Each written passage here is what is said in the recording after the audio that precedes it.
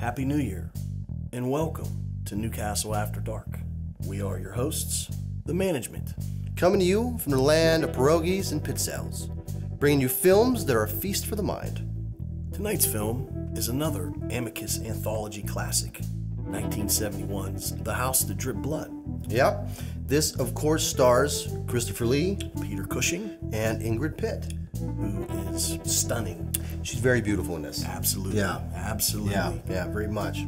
And our story, we have 4 short stories, all written by Robert Bloch. That's right. Most famous for writing Psycho. Mm-hmm. And, you know, it's about a interesting house. It is. It all revolves around a small country house that's, rented to different occupants. But a actor goes missing, and Scotland Yard's called in to investigate, and as we'll find out, he gets told of the stories of this house. And an interesting fact is there is really not one drop of blood in this movie. For The House That Dripped Blood, it's very dry. That's right. Yes. So sit back, relax, and enjoy 1971's The House That Dripped Blood.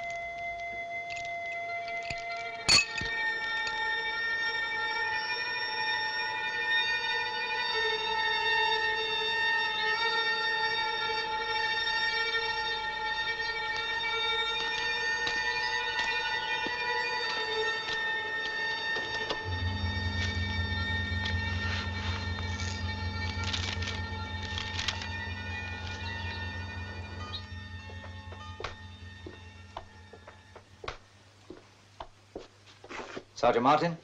Yes. Detective Inspector Holloway. Oh, good afternoon, sir. It's quite an honor to have you come all this way down from Scotland Yard. You think so? I've got more important things on my plate than chasing temperamental film stars. Would you like a cup of tea, sir? I haven't come here for tea either. I sent my report in as quickly as I could, sir. Yes, I know. I read it. Well, you must realize, sir, this sort of thing's not really in my line. Your report makes that very clear. Well, there is something I didn't mention in my report, sir. About Paul Henderson? No, sir. About the house. This is not the first time that something's happened to the tenants of that house. Other disappearances? Oh, no, not exactly disappearances, sir. Well, what then? Well, I have a file here, sir, which you ought to have a look at.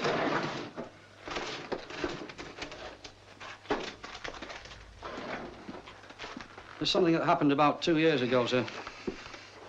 The house was empty for some time, and then the estate agent had an inquiry from a young couple in London. Hillier, the name was. Charles and Alice Hillier.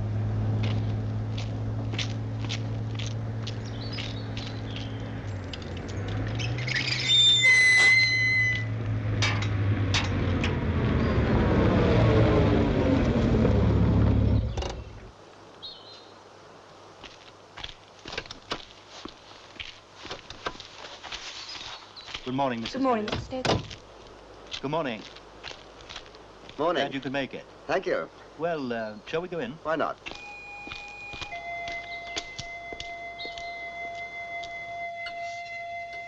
Who was your last tenant? Queen Victoria? No. But the house has been empty for some time. Perhaps you'd like to see the kitchen? I hope there's a refrigerator. Oh, yes. Not the most modern, of course, but definitely a refrigerator.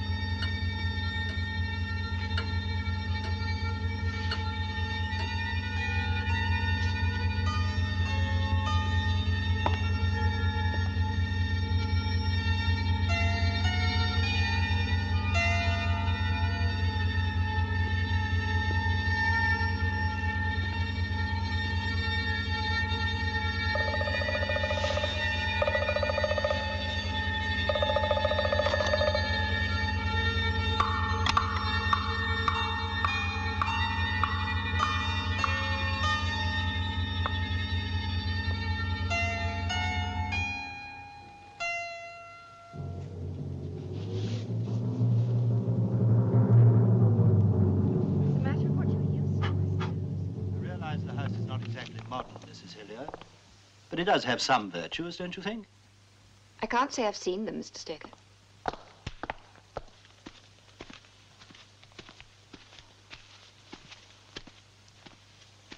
This collection's fantastic. Somebody who lived here had literary taste after my own heart.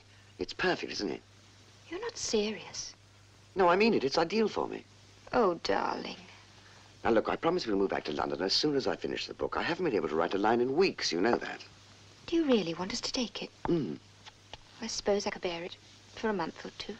Good. I know I'll be able to work here. What sort of work, may I ask?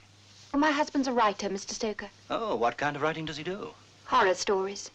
He specializes in murder, in the most gruesome ways imaginable.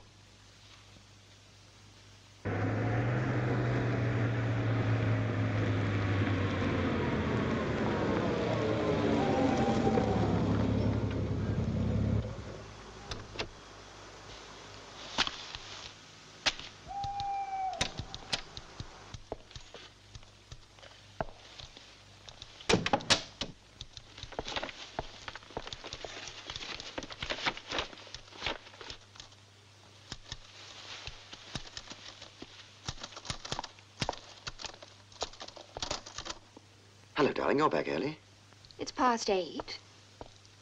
So it is. Must have worked right through. So I see. Can I read it? No. Let me show you. Show me. Here. They say one picture's better than 1,000 words. That's Dominic. He's the villain in my story. He's a strangler who's escaped from an asylum for the criminally insane. He roams the countryside at night searching for fresh victims, laughing maniacally as he kills them. Sometimes I wonder where you get your ideas. Looking through the window. That's where I first saw him this morning, just after you left. You saw him? Only in my mind's eye. From now on, Dominic's my partner in crime. He's going to make us a lot of money. Well, here's to Dominic.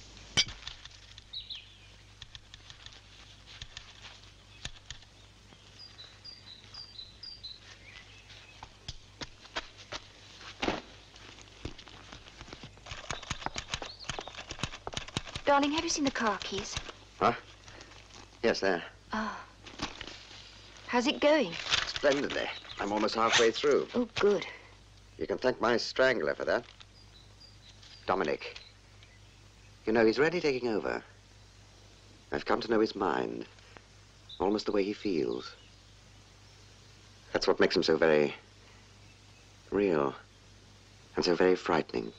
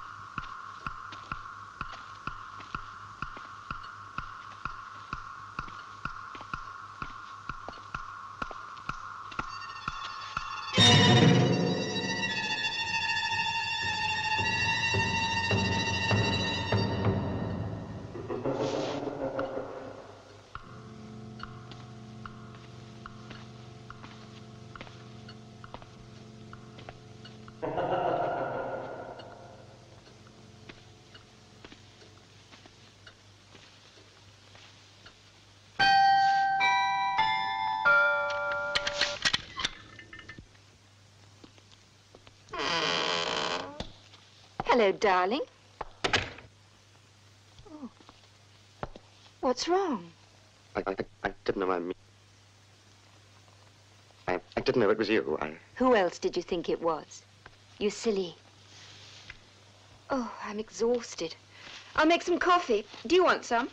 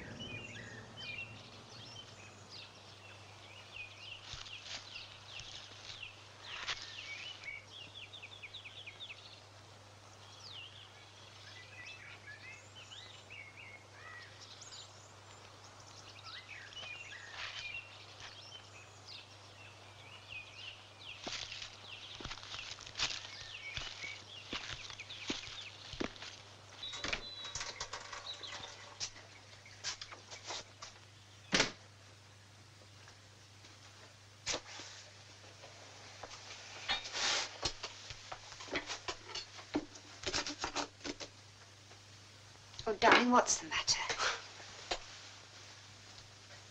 It's Dominic.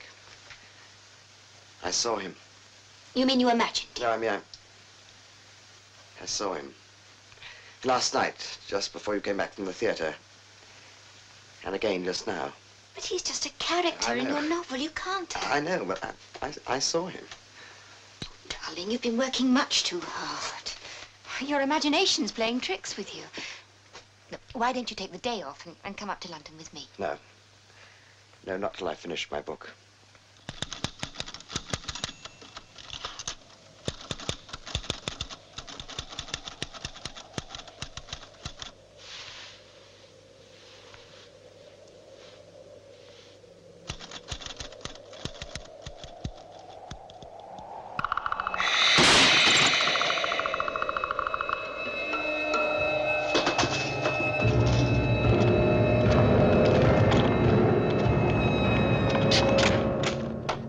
Charles?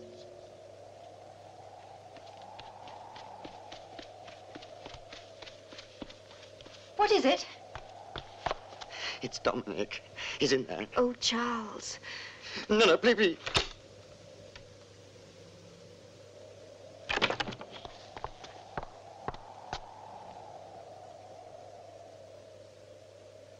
He's over there. He's sitting in the chair.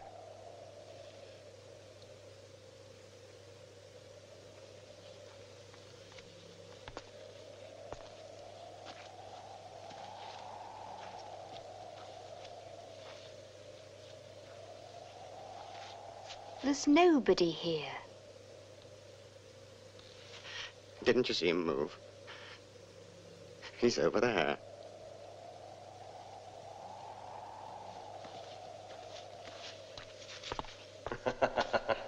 Didn't you hear that? He laughed. Oh, darling, please.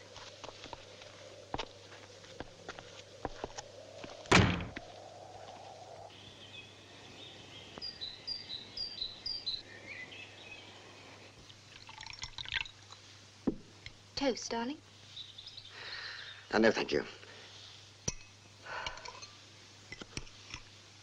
Charles, you really must see a doctor. But I've got a deadline. I can't. When the book's finished. No, now. How much longer do you think we can go on like this? All right. So that's the story, Doctor. What do you think? What I think doesn't matter. It's what you think that's important. I mean, what more can I tell you? A good deal, Mr. Hillier. I don't understand. Exactly. The point of psychiatry is to help you to understand. And that takes time.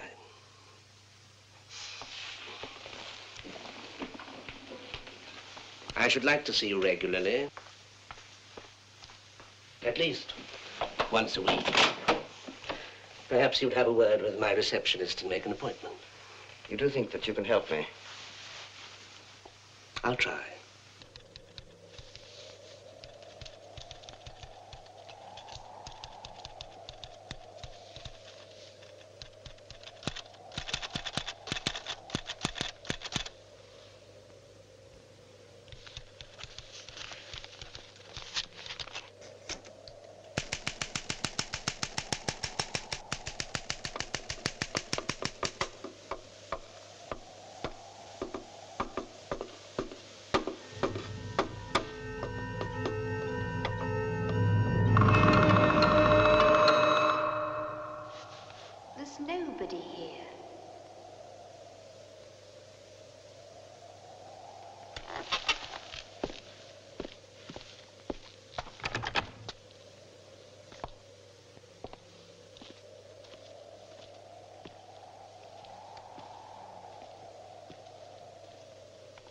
How's it going?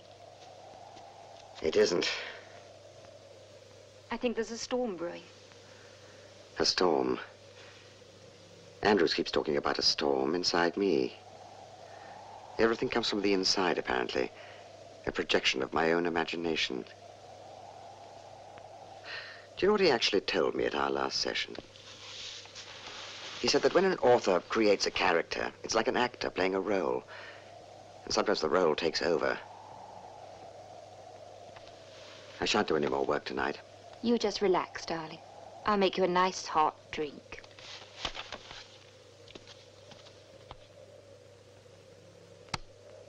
Better?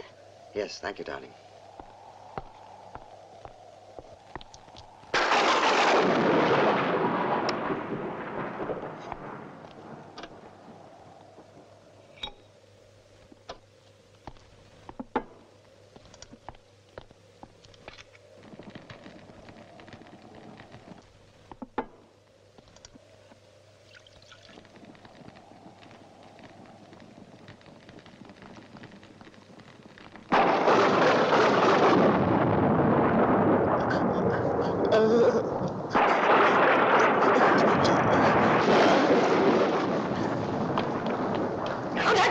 Keep away from me! But I saw him, it was Dominic. It wasn't Dominic. It was you. Me? Yes. You came up behind me. Tried to strangle me. Oh, my God.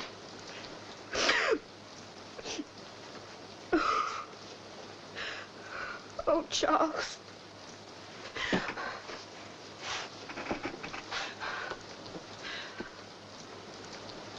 Oh, darling, what are we going to do?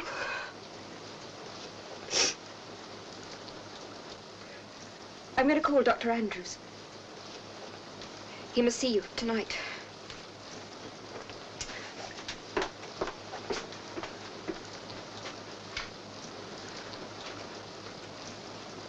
As I've told you before, Charles, an author's characters are an extension of his own personality.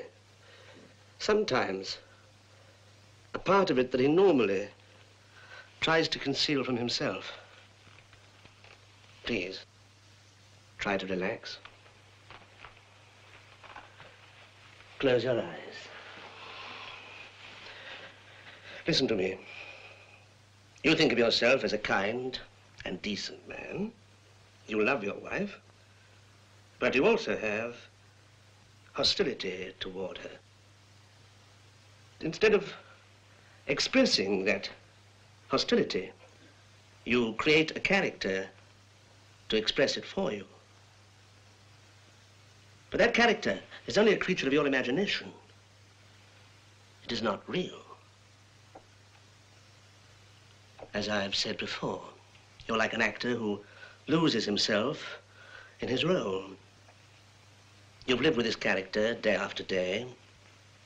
You've visualized his appearance, dramatized his acts, thought his thoughts, so much so that you've come to believe that he really exists. But he doesn't. But I've been writing about murderers for years, and I've never wanted to become one. I mean, why should I suddenly want to do so now? Even in my subconscious.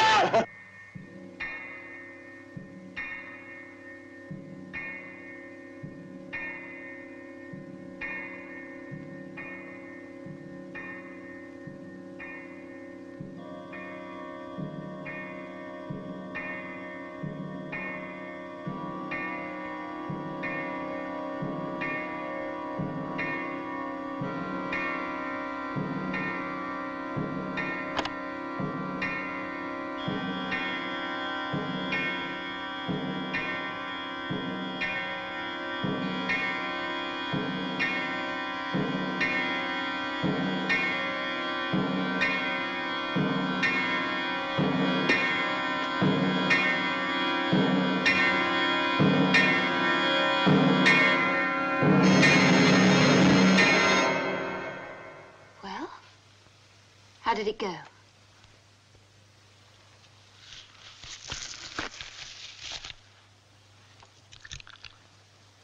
Everything's taken care of. Darling, I knew the plan would work. Now we can go away together. They said that I wasn't a very good actor. We don't have to worry about getting work. We'll have plenty of money now with all the royalties on Charles's books. That I wasn't believable in the parts that I played.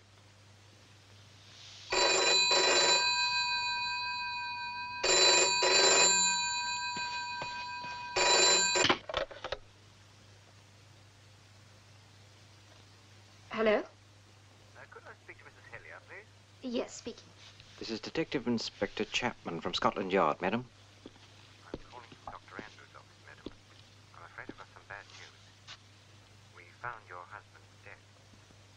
Dr. Andrews is murdered, too. Hello, Mrs. Hillier. Hello. Hello? The police say they found Dr. Andrews' body. And that Charles has been strangled as well. Oh, that's right. Both of them are quite dead.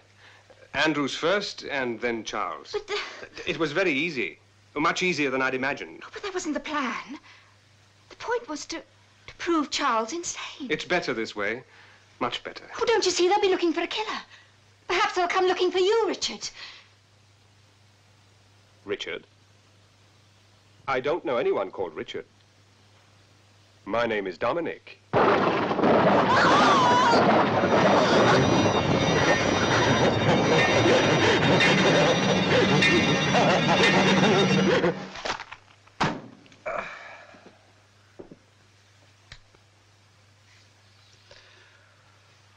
We found him standing over her body, laughing. It's not all him, you know, it's that house. The house? Yeah, there's something strange about it. Listen, Sergeant, I'm interested in facts, not fantasies. Very well, sir. Consider this.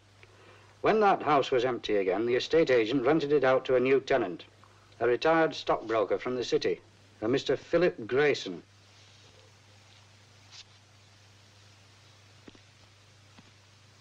Interesting, Has. Yes, it is. For the right person.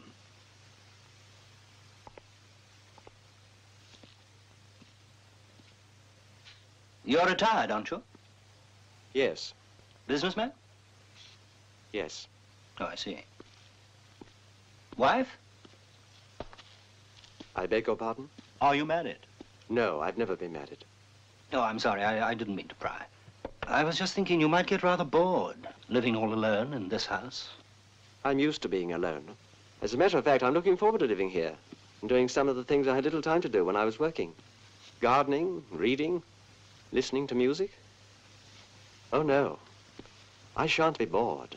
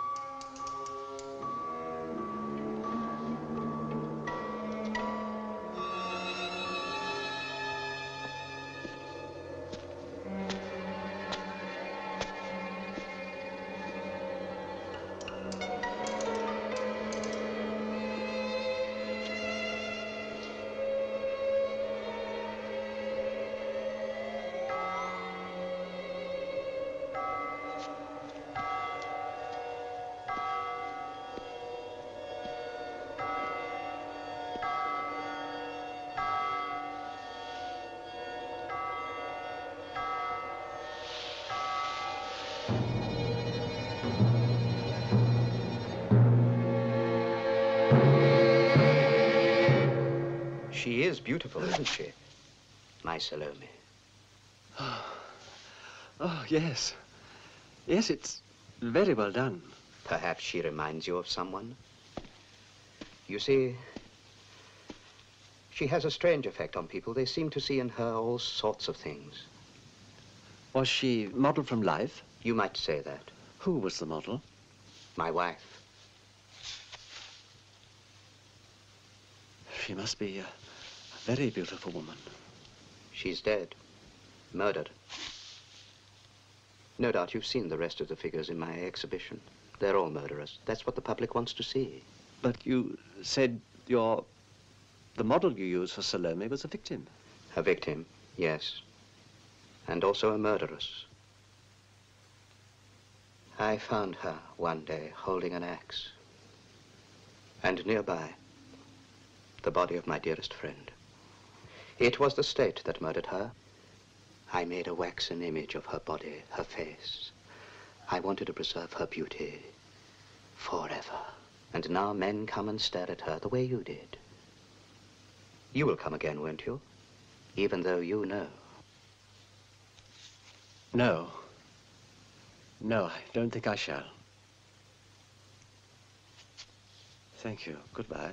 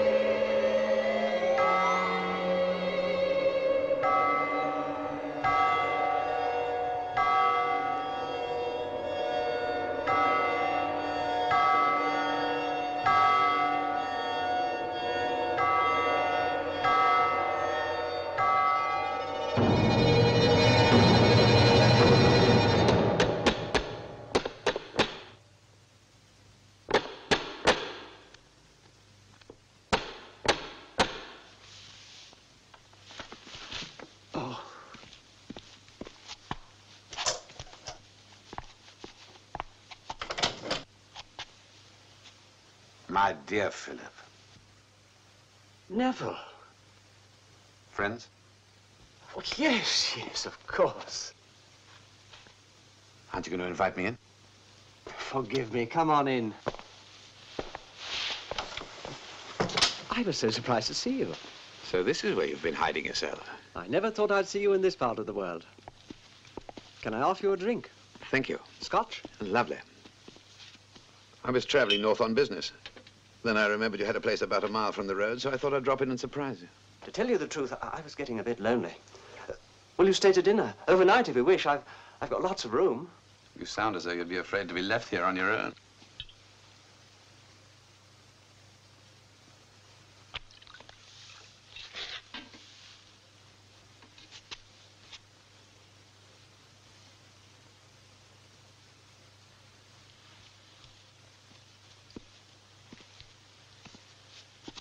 That's past now.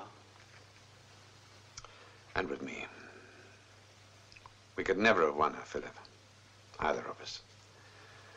We're not winners, you and I. Anyway, it was a long time ago. Now she's dead. How do you manage to occupy yourself here all day? Oh, there's plenty to do. I read, listen to music, do the garden. I walk into town occasionally when the weather's nice. Well, it reminds me, I was popping myself, get some tobacco before I leave. Can I give you a lift in? Well, I wasn't going in, but, oh, why not? Rather a good antique shop here. I used to collect those when I was a kid. Did you? Would you like that swan as a souvenir of your visit? I wouldn't know what to do with it, unless you filled it with apple strudel. I must say, things are very much cheaper here than they are in London. Well, they always are, aren't they? Good Lord. There's a waxworks museum here. Yes. Let's go and have a quick look-see. Oh, no. It's sure to be dull, and it's such a nice day. I haven't seen one since I was a kid. Come on.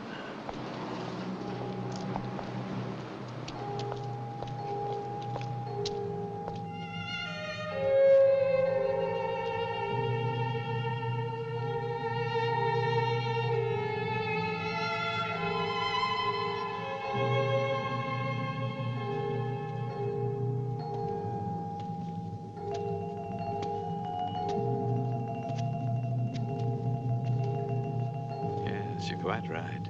It is rather dull. Let's go. Wait a minute, what's through here?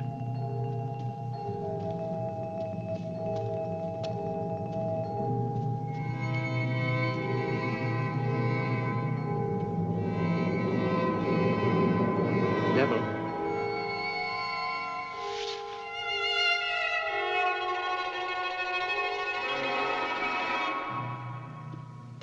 It's stuffy in here. Let's go. She's beautiful. She's almost alive. She's lovely.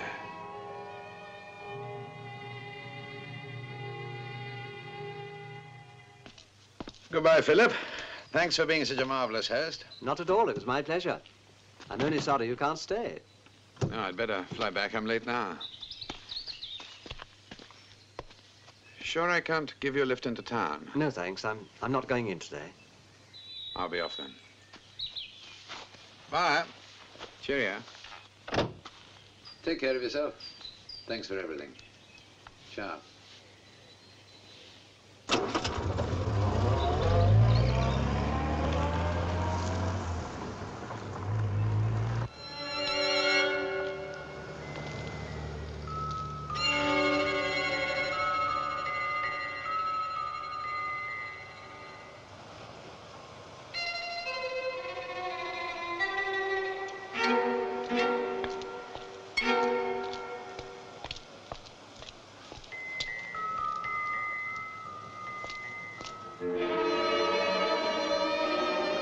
Neville?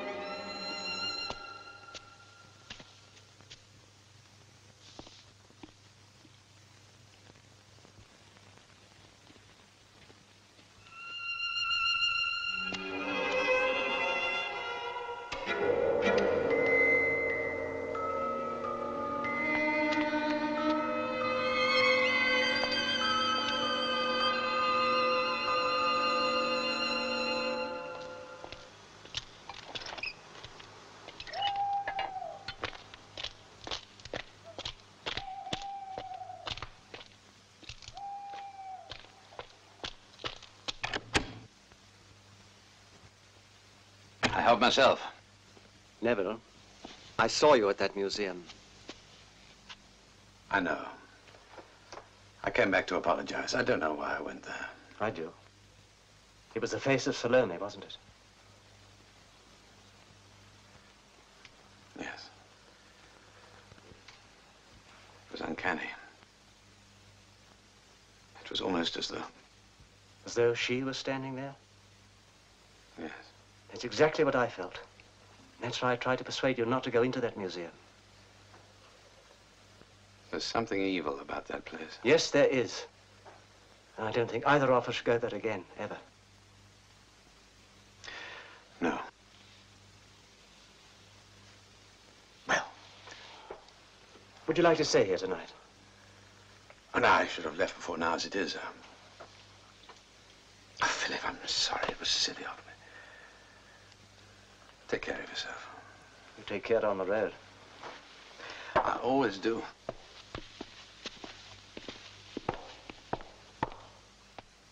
Bye. Good luck.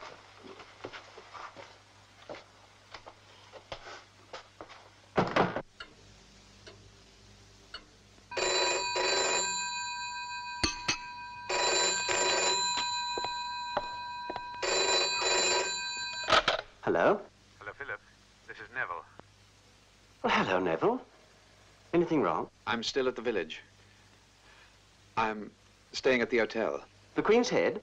I know it sounds absurd, Philip, but I can't leave here. I've got to go back to that place. Don't go there. You stay where you are. I'll be right over.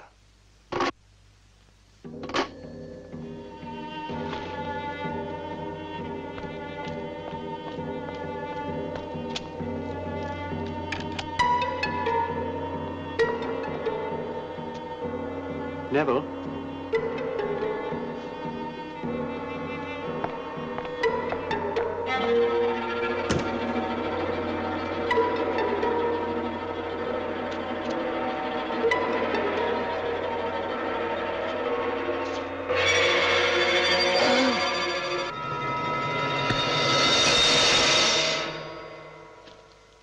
I told you that my wife was guillotined because she'd murdered my best friend.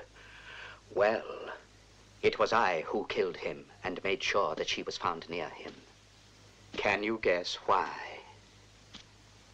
The authorities let me have her body, and I embalmed her in all her beauty so that she would be mine forever.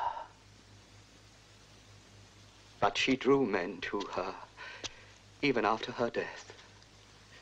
Others came and admired her, like your friend and you. But you shall never have her, none of you.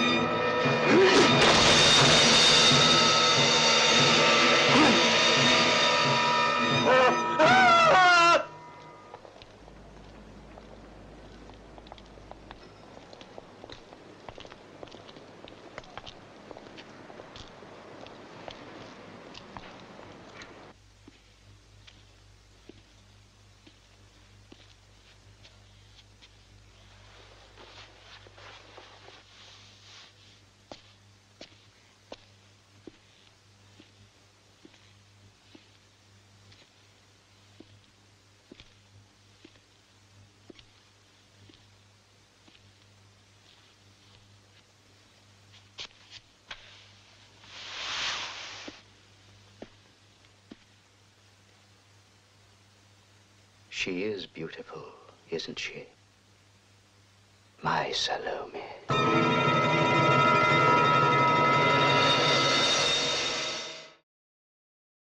Welcome back. Well, you know, here we have our first story with Denholm Elliott. Yeah. Who you might remember from Raiders of the Lost Ark. That's right. He was also in A Vault of Horror. Vault of Horror, that's right, Yes. which we had shown as well. Mhm. Yeah. Of course, you know, he plays the writer and Yes. he's, you know, writing his story, and his story seems to be coming to life. And I wasn't digging that. No. I mean, no. You know, if the things you're writing are coming to life, I'd write myself a big bag of money. Right. Because Right. that creepy dude looking in the window, Yeah. I'd have been moving. Mhm. I don't think about it. No matter what, you don't want to look out the window and see anything. You don't want to see a squirrel looking in the window. Right. I don't. Yeah. Daytime, nighttime, I don't want something looking in. I agree. Especially some crazy dude. Yep, I agree. But you know, it was a good story. Yeah, not bad. We have, of course, Peter Cushing in the next one. Waxworks. Yeah. And, you know, Peter Cushing's always just stellar. Oh, yeah. Now, you know, the woman who modeled for the wax mannequin, or whatever you would call that, was Nicola Paget. Yeah, and she was beautiful. Yeah, oh yeah. Even in wax. Yeah. I like that one, especially love the colors. Oh yeah. In that one. That's the thing that really stood out to me too is the use of color. I love the colors in that one especially. Did you notice the Christopher Lee as Dracula? As Dracula is supposed to be, and it goes by really quick, and it's almost kind of hard to tell. Yes. But I guess it's supposed to be Christopher Lee there, isn't it? Well, that's what they say. Yeah. Now, Peter Cushing, his wife was ill. Yes. Yeah, during this, and he wanted to, you know, discontinue working on this film, but he was under contract and had to continue. Right. And that's rather a sad thing. It is. It is. And of course, you know, like always, he gives a great performance. Absolutely. Yeah. Absolutely. Yeah. So, first two stories? Pretty good. Pretty good. Off to a good start. I agree. Yeah. Let's get back to the house that dripped blood.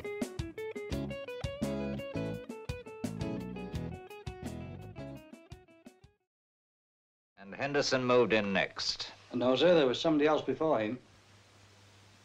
Another disaster? Oh, of a sort. Not like the others. Not like the others at all. It's that house. There's something about it. What? I don't know, sir. I see. Well, I think it's about time I paid a call on the gentleman who's responsible for renting that house. What's his name? Stoker? I tried to warn them. Warn them of what? The house. Well, what about it? Haven't you guessed its secret yet? What secret? What sort of a place do you live in, Inspector? Well, plain, ordinary flat. Quite comfortable. Bit on the cold side, perhaps? What do you mean? Oh, never mind.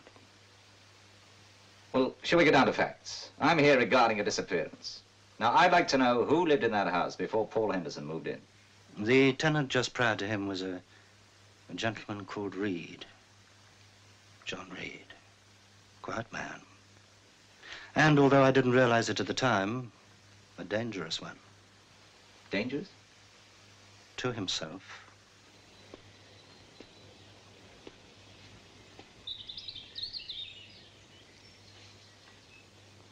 Jane?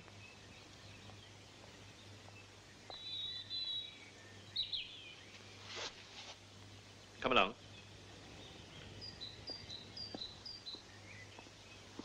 Well, Mr. Reed, you see I haven't exaggerated. You and your daughter would have no difficulties keeping it up.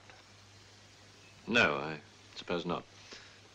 May I see the rest of it, please? Yes, of course. Let me show you the study. I think you're going to like this. Lots of room.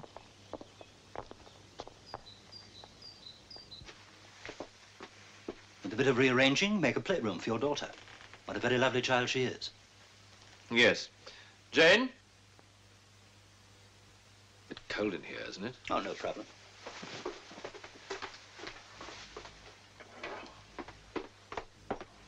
This would make a nice playroom. Yes.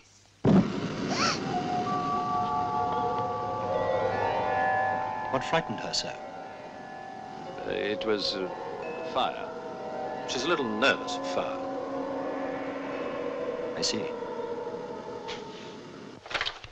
Well, it's a standard lease. Seems perfectly in order. Just needs your signature. Good. There's just one other thing I'd like you to do for me, Mark, if you would. Yes? My business brings me up to London quite a bit, as you know. I need somebody to look after my daughter, preferably somebody who will teach her as well. You're still against sending her to boarding school?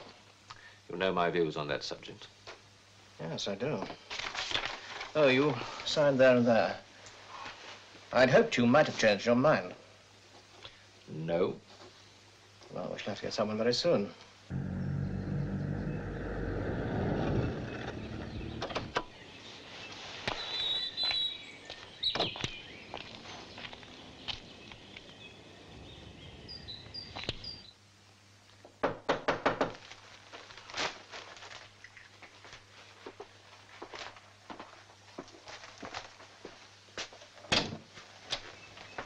Mr. Reed, Yes, I'm Norton.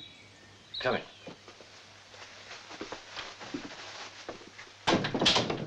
I've been expecting you since noon. Oh, yes, I'm sorry. I'm afraid I got a bit confused by the directions. Anyway, I took the wrong turn. Yes. Please sit down.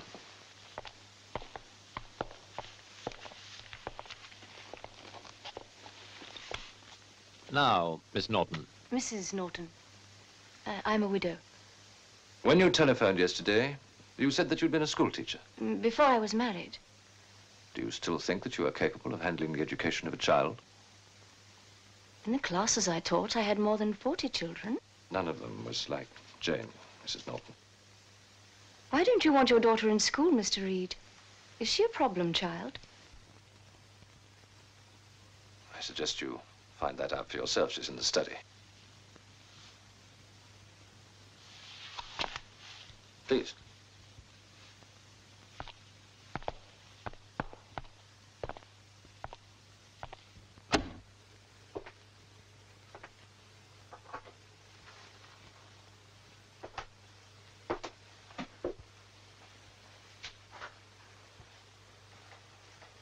Hello, Jane. I'm Mrs. Norton.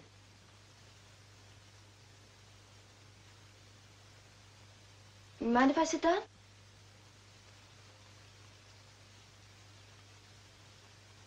You know, you and I really should get acquainted. From now on, we'll be spending a lot of time together. I'm a teacher, Jane. Your father has asked me to come here and help you with your lessons.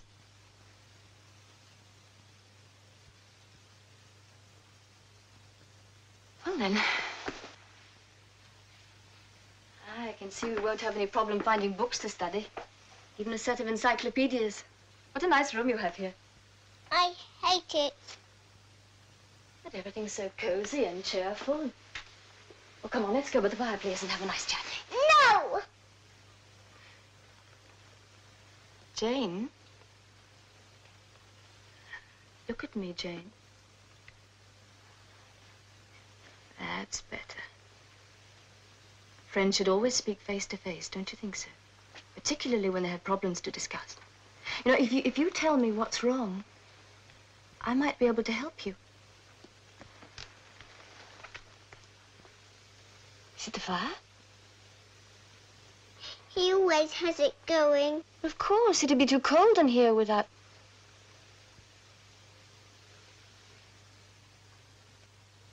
Jane, I'm going to ask you something. Like, you don't have to answer me if you don't want to, but I do hope you will. It's about fire. Have you ever been burned? Did it happen to somebody else, someone you knew and loved? I'm glad. Of course, fire can never harm us as long as we're careful, so there's really nothing to worry about, is there? You know, I've often wondered just what we'd do without fire. Did you ever stop to think how much it helps us? It keeps us warm, it cooks our food, even gives us light. Besides, it's really very pretty. I love to watch the flames dancing, don't you? Sometimes it's nice just to see the way the colors change. Look. There's all sorts of shapes. I never get tired of watching. Better.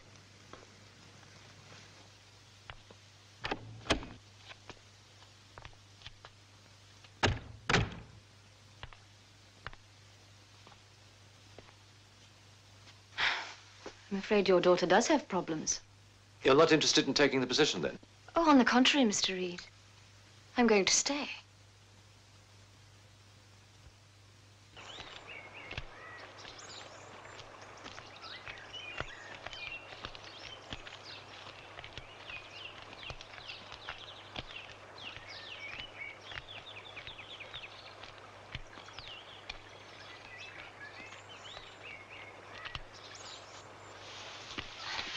This river goes to a big river which flows into the ocean far, far away, see? Perhaps we could go on a trip someday on a boat. Maybe even as far as the ocean. Would you like that? Hmm? All right, come on then. It's getting late. Let's go home to tea, huh? Oh, I've had such a curious dream, said Alice. And she told her sister as well as she could remember them. All those strange adventures of hers that you have just been reading about. And when she had finished, her sister kissed her and said, "It was a curious dream, dear. Certainly, but now run into your tea. It is getting late." It is getting late. I think we've accomplished quite a bit today, don't you? I liked Alice in Wonderland. Did you? You read it very well. My father taught me. He said it would give me something to do when I was alone. Were you always alone, Jane? Have you never had other children to play with? My father doesn't like me to play with children. So all you've had are your toys? My father doesn't want me to play with toys either. Well, we're going to have to do something about that. Where are you going? To make us some lunch. You want to come and help? I'd rather just stay here now. And do what? Watch the fire. I'm not afraid of it anymore. Ever since you told me how you could see shapes in it, I can see things too. What sort of things? Pretty ones. Sometimes I can see my mother. A mother? Ridiculous. Her mother died when Jane was only a baby. She couldn't possibly remember her. But surely she must have seen photographs of your wife. I haven't any photographs, Mrs. Norton. They aren't necessary. Jane is all I need to remind me of her mother. She's the living image of her. She grows more and more like her every day. And your wife must have been a very beautiful woman. Very. Well, she's lonely, is Jane? Mrs. Norton. That's your daughter's real problem. Loneliness. There's a park in town with a playground. Now, I could take her over No, on that's out of the Saturday. question. But surely contact with other youngsters would only help Not her. yet. Please, I do have my reasons. I'd be glad to hear them. Well, you shall, all in good time. Until then, I must ask you to be patient. All right. On one condition. Oh? I want to buy Jane some toys.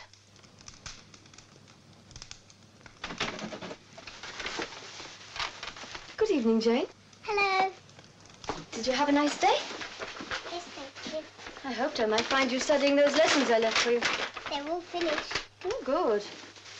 Well, I've got some other things here for you to look at. Toys? I told you I was going shopping.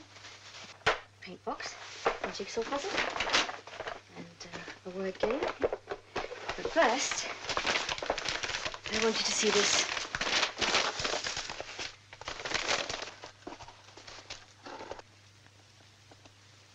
She's very beautiful. Go on. Take her.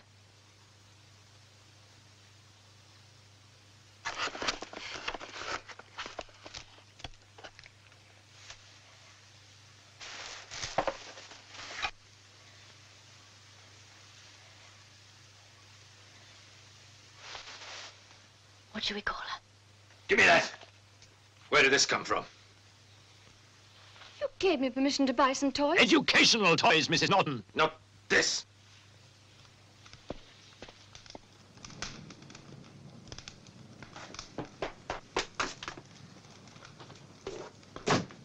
That was a cruel thing to do. But necessary. Why do you treat her like this? Is it because you blame her for what happened to your wife? No. I was glad when she died. Glad? Yes, glad. Because by then I'd found out what she really was.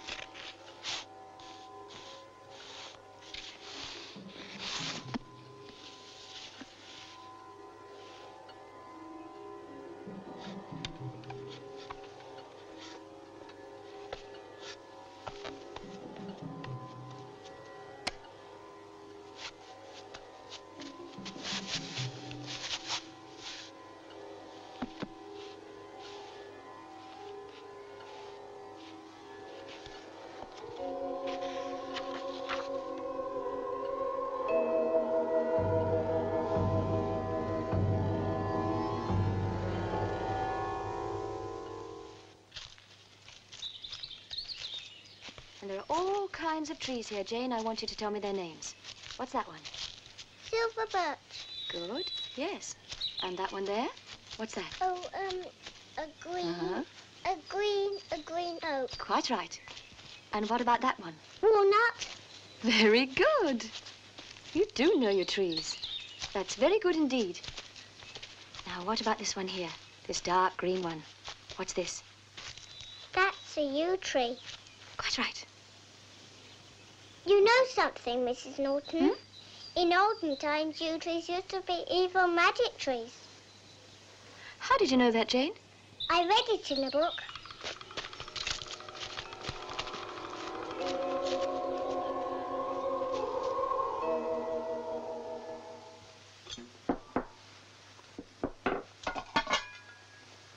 Jane!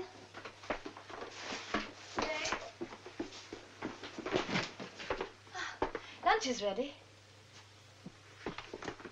What are you doing? Nothing.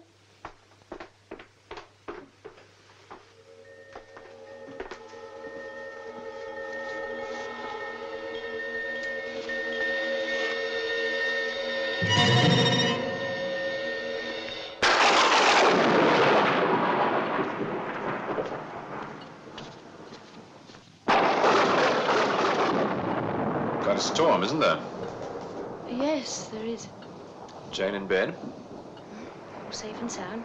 She was asleep when I looked in. Good. You wanted to talk to me about something? Yes, I do. Sit down, please.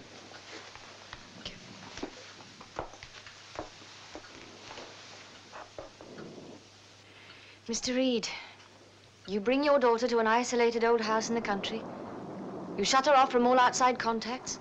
You even hired me as a private tutor so that she won't have to be with other children. Jane is frightened. But not half as frightened as her father. That's absurd, Mrs. Norton. Is it? Then why did you throw that doll on the fire? It must be a power failure. I'll get some candles.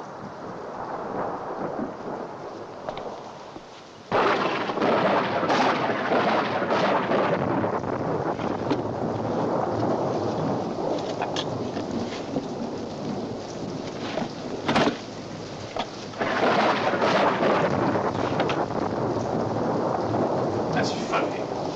They're not in the dresser. Are you sure that's where you put them? Quite positive. What is it?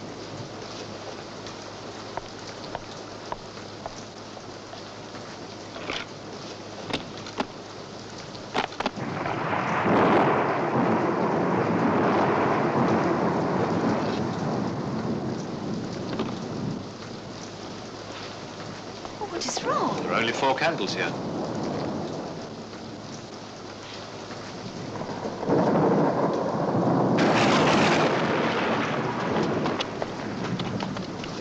There are only 4 candles here. Where are the others? What did you do with them? Where are they?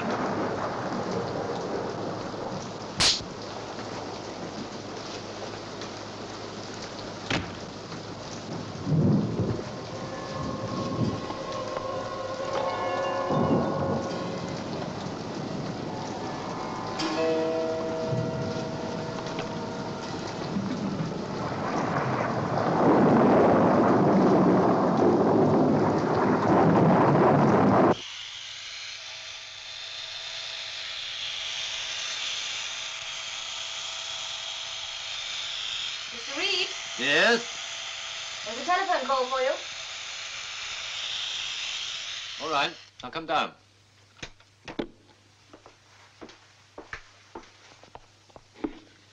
Hello? Yes? Good. So they're all ready to sign? Yes. All right, then. This afternoon? What time? 3. Yes, that'll be all right. Yes, I'll drive in. Fine. I may be a bit late. Traffic's probably going to be rather heavy, but I'll get there as, well, I'll get there as close to 3 as I can, all right? Goodbye.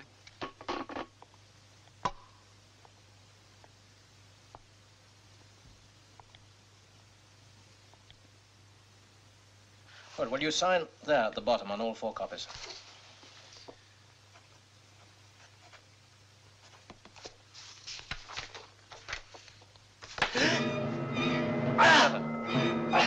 John, listen.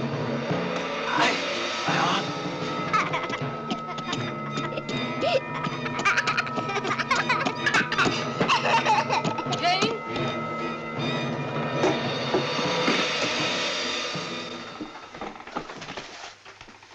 Oh, come on, dear. It's a lovely day. Let's go for a walk. All right. Come on.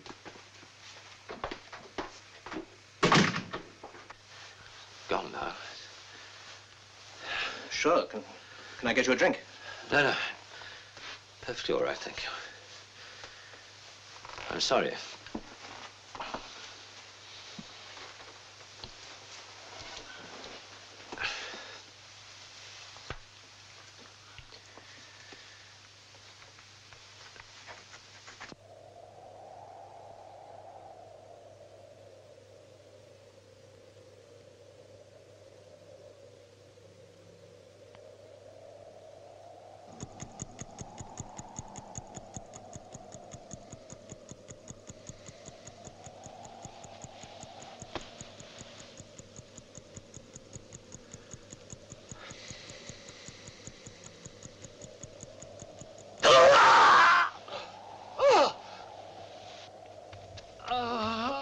Mr. Reed.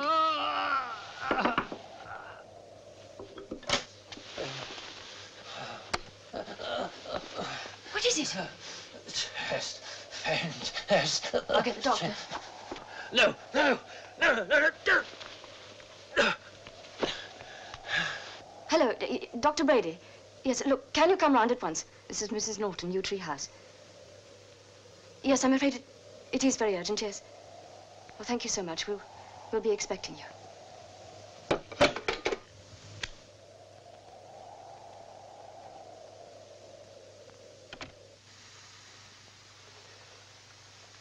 Nothing wrong with your heart. No fever, pulse and respiration normal. And you say the pain's gone? Yes, quite gone. Well, I suggest you stop by my office tomorrow. We'll take a few lab tests and x-rays. Probably just an old-fashioned case of indigestion. Well, I shall expect you in the morning. Good night. Good night, Doctor. Thank you, Doctor. Good night. Good night. Are you sure you're feeling better? Yes, I'll be all right now. Then I'll say good night. Anne. Anne, I know you haven't understood why I've been treating Jane the way I do. I didn't ever want to tell you, but now I know I've got to. It's because I'm afraid of her. Just as I was afraid of her mother before her. Afraid of a child? She's not just a child. She's evil. Those candles I was looking for, she made a wax image of me out of them. You must find it. You must search the house, but you must find that doll. You must find it before it's too late.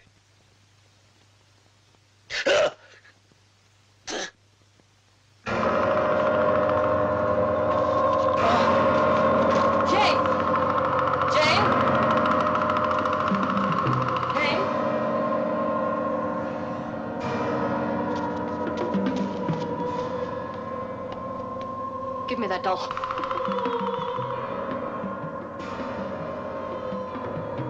Give it to me. Give it to me. Give me the doll, Jane. Look, I promise you nothing will happen. We'll go on just as before. Nothing will happen. Give me the doll, Jane.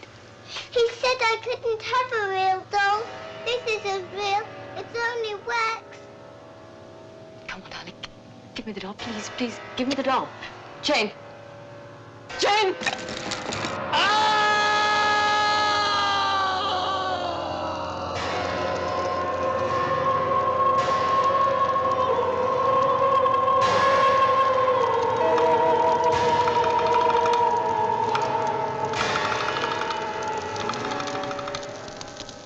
It wasn't the man or the child. or what either of them believed that caused the tragedy. It was the house. Look, I'm not interested in superstitions, but in facts. About its next occupant. Paul Henderson, the film star who disappeared. Yeah, that's the case I'm on. Understand the house, and you might find out what happened to it. What do you mean? He only wanted the house for a short time. I tried to discourage him from taking it. Why? I didn't think he'd be happy there. Not with his personality. Still, if he really wanted it. I remember waiting for him to arrive.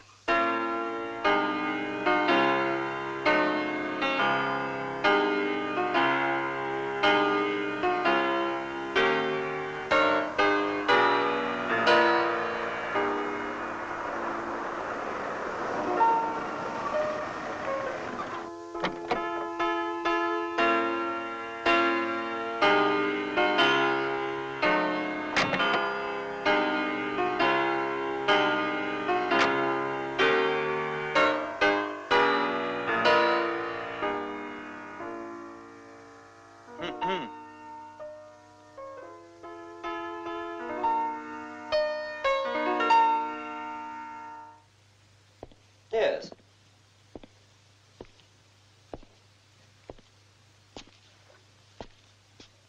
Yes, I like it. You see, I told you. This place is absolutely ideal for you. Yes. Well, it's just for a few months while we're shooting the picture. Of course, the main advantage is that it's less than an hour's drive from the studio. Does seem quite comfortable. Before you decide... I've already decided. But to take it. Oh. In that case, I feel it's only fair to warn you. Warn me? The former tenants. There were, tragedies. Are you trying to tell me that this house is haunted? Not exactly. What a pity. I would have liked a ghost. You see, it isn't that I just star in horror pictures. I'm an expert on the whole subject. Ghosts, vampires, werewolves, witches, demons. In fact, there's very little that I don't know on the subject of the supernatural, Mr. Stoker. Stoker? That's true. This is the third film Mr. Henderson and I will have made together, and I know him pretty well by now. At heart, he is pure Gothic. You know, Paul, sometimes I think you'd feel more at home in some medieval castle. Yes. Yes, that's right. A castle.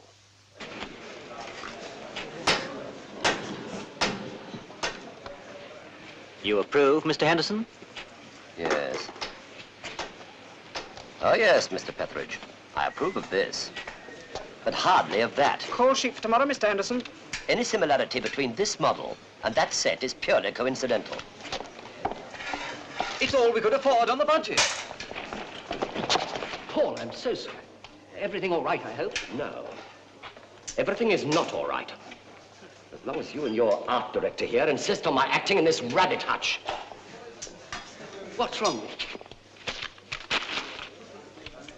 Tell me, Mr. Talmadge, since leaving the depressing confines of television, how many films have you made? Well, actually, this is my second.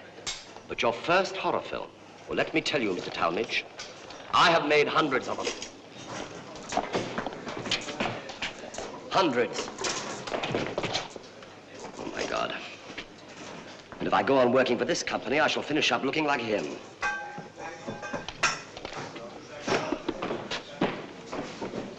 Look at the scenery. Look at it. Look. So flimsy you could blow peas through it. Please, Mr. Henderson, it's been freshly painted. That's what's wrong with your present-day horror films. There's no realism.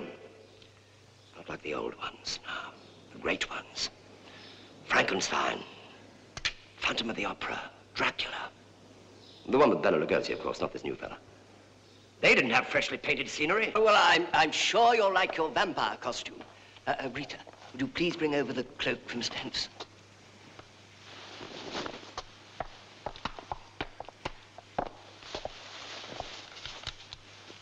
Who did this belong to? The Flying Nun? It looks perfectly all right to me. My dear fellow, it's too new. It's not sinister enough. Look, I want a wardrobe that looks as though it had been lived in. Or died in. Well, what do you expect us to do, rob a graveyard? Take this schmutter away, madam, and use it for draperies. But we're scheduled to start shooting tomorrow. We haven't time to find anything else. But it looks as though I shall have to find something for myself, doesn't it? Mr. Henderson! Wardrobe mistresses, ineffectual art directors, no-budget pictures. Curse of the bloodsuckers. Come. Your call sheet for tomorrow, Mr. Henderson. By the way, somebody left this card on my dressing room mirror. Any idea who it was? Not at all, Mr. Henderson. Right, thank you.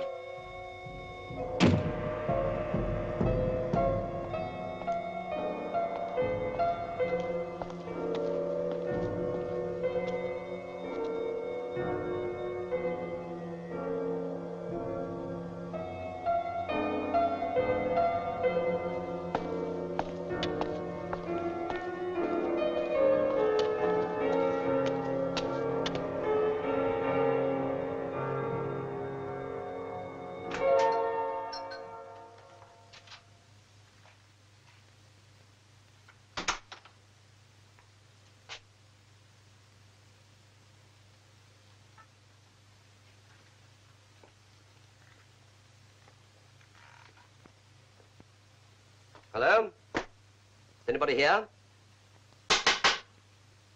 Shop?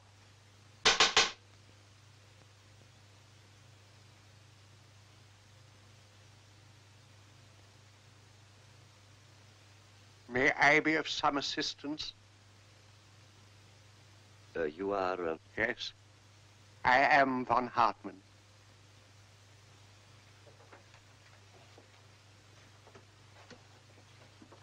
You are a celebrant? I beg your pardon? Oh, I see what you mean. No. Of course, I have performed the Black Mass on many occasions. Huh? In my films, you understand. My name is Henderson. Paul Henderson. The film actor. I'm afraid, sir, I do not patronize the kinema. Yes, well, I'm looking for a cloak. A cloak? Yes, a long black cloak, something old and worn. The sort of thing that might have been used by a Transylvanian vampire. A vampire's cloak? Yes, I was hoping to find something that looked authentic. It's so important, don't you think? I think I may be able to help you, sir.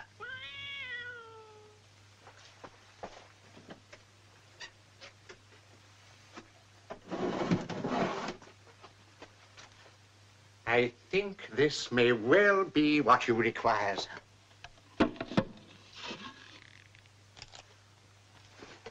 Try it on.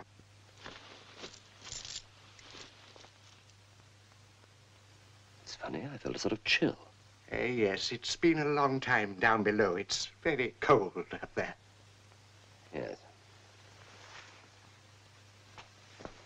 How much are you asking for it? Shall we say 13 shillings? It's an odd sum. 13 shillings a week. No, my dear sir. 13 shillings and it's yours. For life. Well, that seems very reasonable. 10, 11, 12, 13.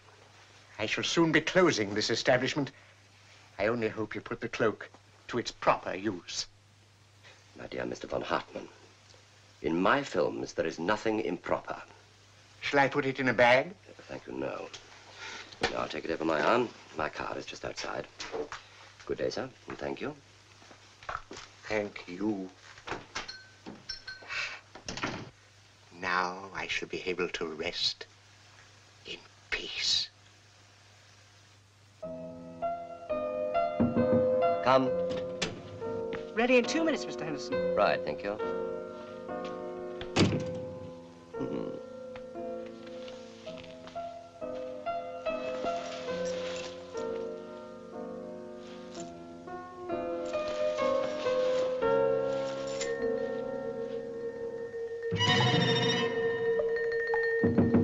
Come.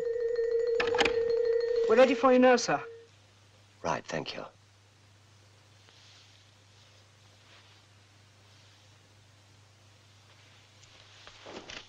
I'll bring the cloak for you, sir. Yes, thank you.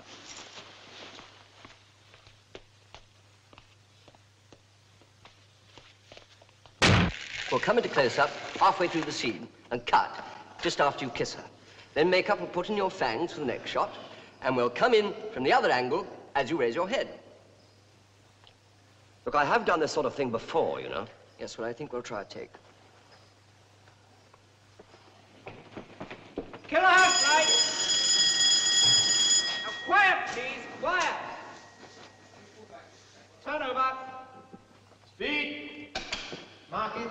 27, take 1. Action. Must you really go? But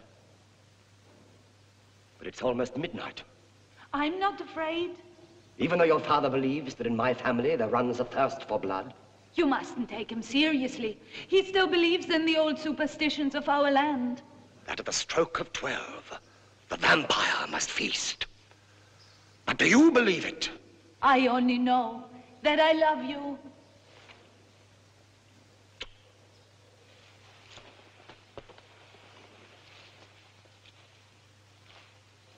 Goodbye, my dearest.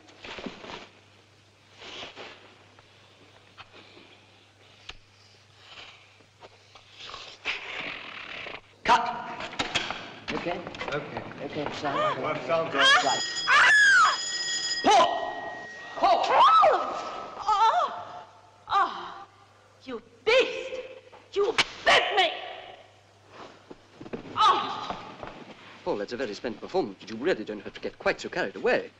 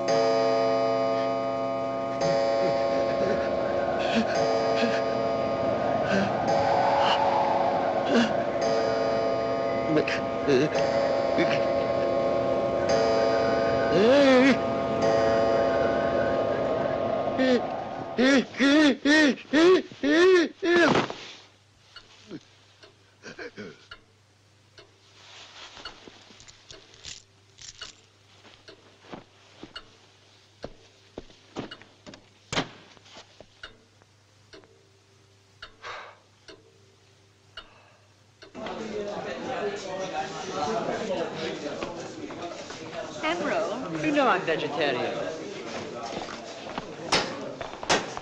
Morning, Mr. Henderson. Morning. What scenes are we doing today? 24, 35, 53, and 89. None with a cloak? No, sir. Thank God. Has Miss Lind arrived yet? Yes, sir. She's over there.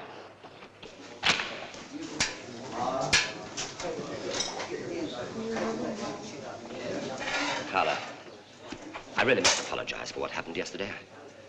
I don't know what came over me. I've been playing vampires for years, but I've never actually bitten anybody before. Then why start on me? Carla, please. Am I forgiven? All right, Paul. But it will cost you a dinner. Head back to my cottage afterwards for champagne.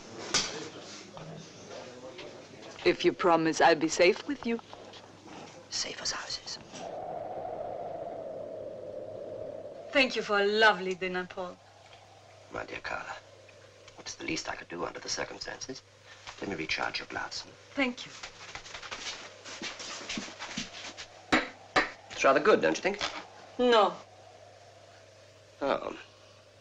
doesn't do you justice.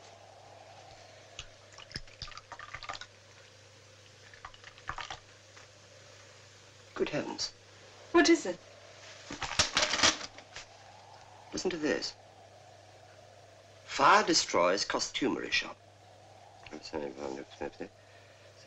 The salvage authorities investigating the cause of the fire are puzzled by the discovery of a coffin buried in the earth of the cellar beneath the shop containing the body of an elderly man. Although dead for years, the body was quite well preserved and death appeared to be from natural causes. It's von Hartmann. Who? The man from whom I bought my cloak. He said he was closing the place and was glad to find someone to give it to. Well, that someone was me. What are you talking about? I'll show you what I'm talking about.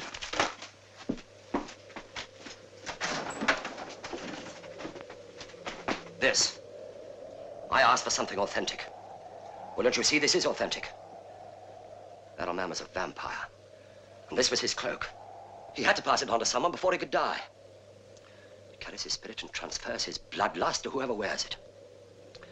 I know about these things. I've read all about them. That's why I bit you last night, and that's why I... Excuse me. What are you going to do? I'm going to burn it. Oh, surely you don't. Oh, look, it's only an old cloak. Every time I wear this, I'll turn into a vampire. Oh, nonsense. Put it on. Prove to yourself that... No. Look at the time. It's nearly midnight, the witching hour. There's no telling what might happen.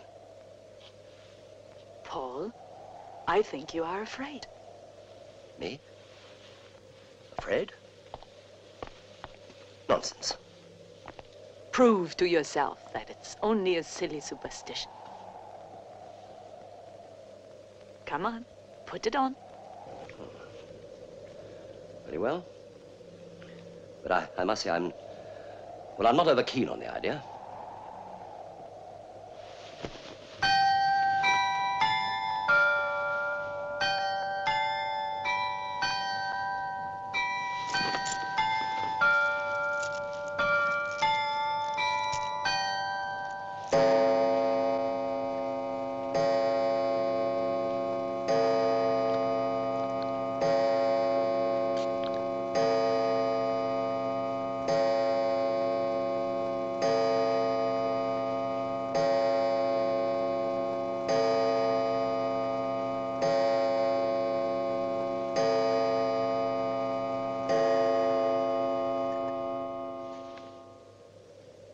You see? Nothing happened. I can't understand it. Wait a minute. This isn't my cloak. No. This one is.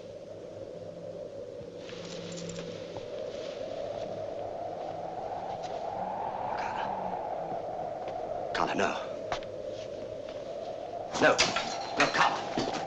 Carla, don't put that on. You'll turn into a vampire. Carla. Carla, please.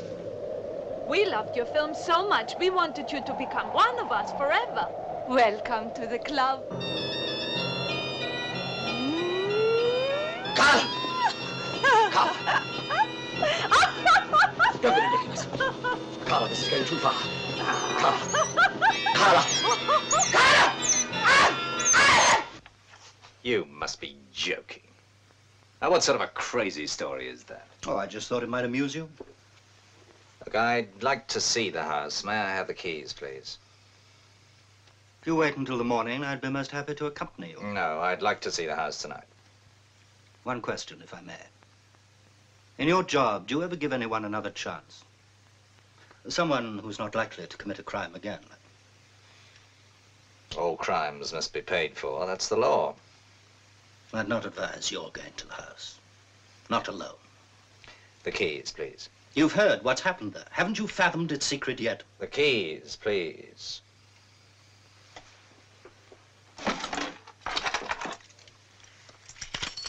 I still say you do better to wait until the morning. The electricity's cut off. I know what I'm doing.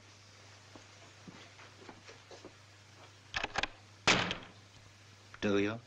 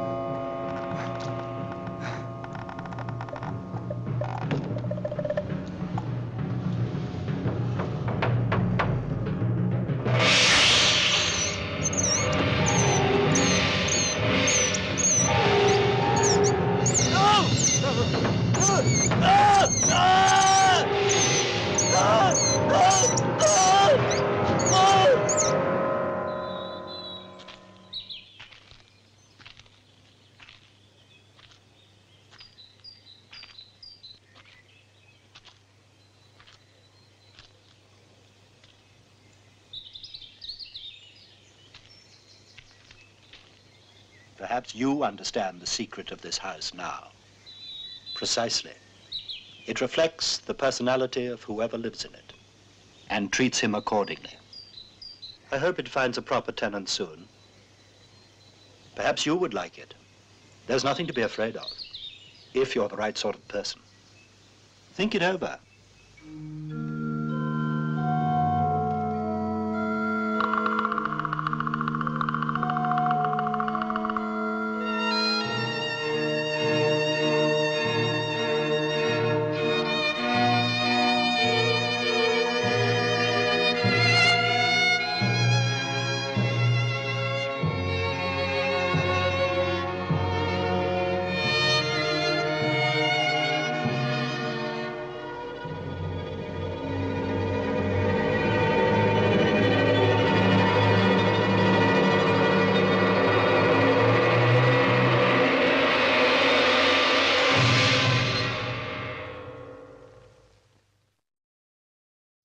Well, we've reached the conclusion of The House That Dripped Blood.